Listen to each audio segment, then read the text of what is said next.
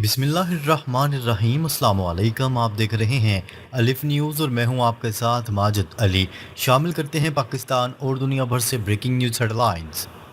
Iran का Kuwait airport पर तबाहकुन हमला। ईरान ने कुवैत के जदीद एयरपोर्ट टर्मिनल पर ज़बरदस्त मिसाइल और ड्रोन हमला कर दिया, जिससे चंद लम्हों में कई साल की मेहनत पर बना टर्मिनल मुकम्मल तौर पर तबाह हो गया। हमले में एक हिंदुस्तानी शहरी भी जाँ बहक हुआ, जबकि मुतअद्दिद लोग जख्मी हुए हैं।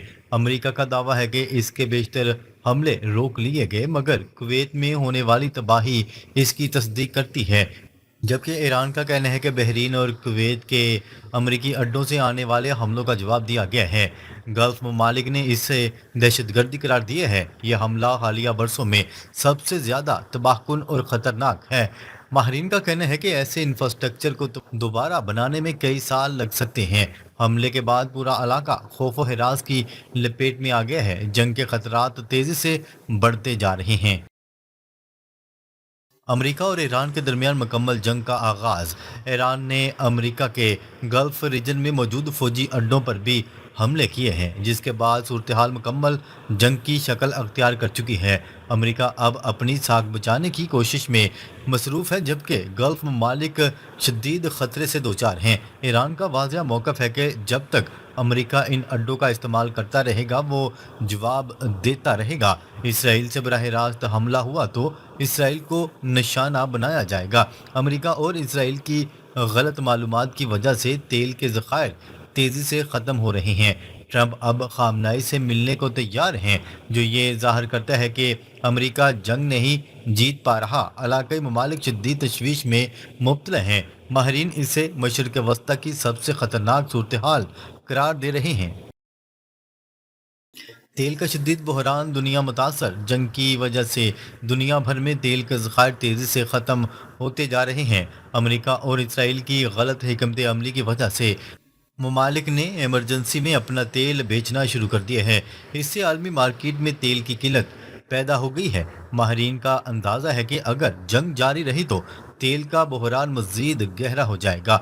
इस बहरान के असरात पाकिस्तान, भारत और दीगर ममालिक पर भी पड़ रहे हैं। भारत को अपना सोना बेचकर करेंसी मुस्तहकम करना पड़ रही है।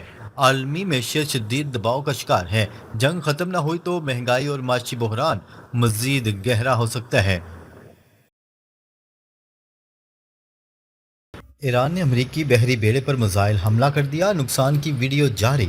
ईरान ने अमरीकी और इसराइली मफादात से मुंसलिक बहरी जहाज़ MSC सार्सका पर क्रूज़ मिसाइल से हमला करके इसे शदीद नुकसान पहुंचा दिया, जिसके बाद हमले की वीडियो भी जारी कर दी गई, जिसमें जहाज़ पर बड़ा शिगाफ पड़ा नजर आ रहा है।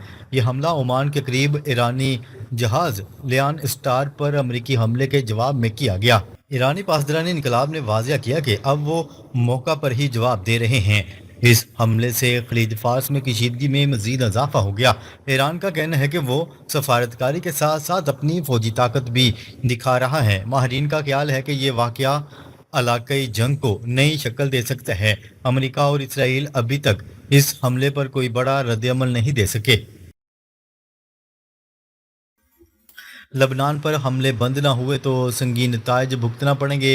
ईरान ने एक बार फिर खबरदार कर दिया। ईरानी पार्लियामेंट की कौमी सलामती कमेटी के सरबराह इब्राहिम अजीज़ी ने खबरदार किया है कि लबनान पर इसराइली हमले जारी रहे तो संगीन नताइज बरामद होंगे।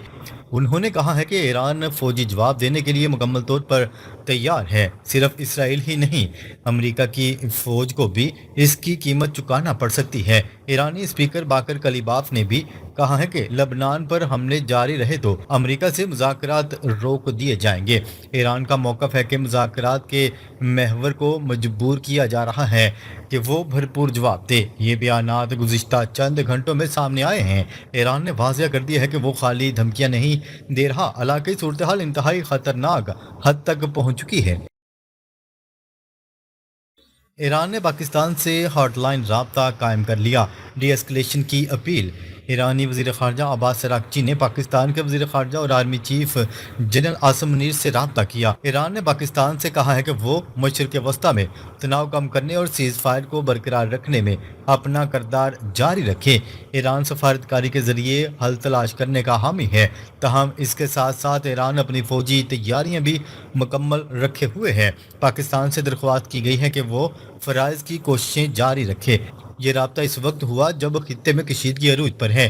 ایران کا یہ اقدام ڈپلومیسی اور طاقت کے توازن کو ظاہر کرتا ہے۔ پاکستان اس معاملے میں اہم ثالثی کا کردار ادا کر سکتا ہے۔ پاسداران انقلاب کا بڑا اعلان، ہمارے ہدف لوگ اور میزائل لوڈڈ اور تیار ہیں۔ ایرانی پاسداران انقلاب کا کہنا ہے کہ وہ مکمل طور پر تیار ہیں اور کسی بھی صورتحال کا بھرپور جواب دیں گے۔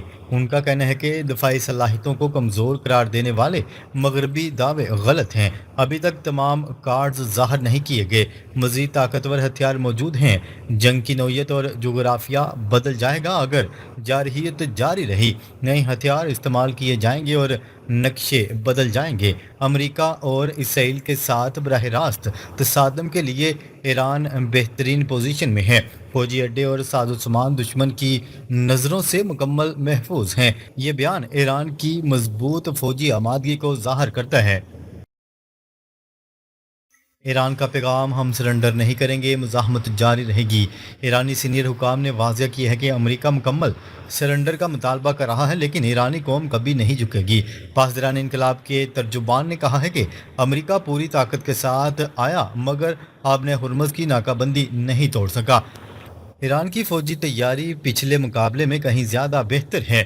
جنگ کے میدان کے تجربات اور نئی حکمت عملی کے ساتھ جواب دیا جائے گا۔ ایران نے عالمی سطح پر پیغام دیا ہے کہ وہ نہ تو کمزور ہے اور نہ ہی پیچھے ہٹنے والا ہے۔ سفارتکاری کے ساتھ ساتھ فوجی طاقت کا مظاہرہ جاری ہے۔ ایران سے مذاکرات جاری ہیں، لیکن انجام کیا ہوگا یہ معلوم نہیں۔ امریکی صدر Donald Trump social media platform Truth Social پر اپنے بیان میں صدر ڈونلڈ ٹرمپ نے کہا ہے کہ ایران اور امریکہ کے درمیان بات چیت معطل ہونے سے متعلق رپورٹس حقیقت پر مبنی نہیں۔ انہوں نے کہا ہے کہ دونوں ممالک کے درمیان رابطے اور گفتگو کا سلسلہ جاری ہے اور آج بھی بات چیت ہوئی ہے۔ ان کا مزید کہنا تھا کہ مذاکرات کا انجام کیا ہوگا اس حوالے سے فی الحال کچھ کہنا قبل از وقت ہے، تاہم ایران کو واضح پیغام دیا ہے کہ اب وقت آ گیا ہے کہ کسی نہ کسی صورت معاہدہ کیا جائے۔ کویت کا ایران کے خلاف سخت سفارتی اقدام، دو ایرانی سفارتکار ملک بدر۔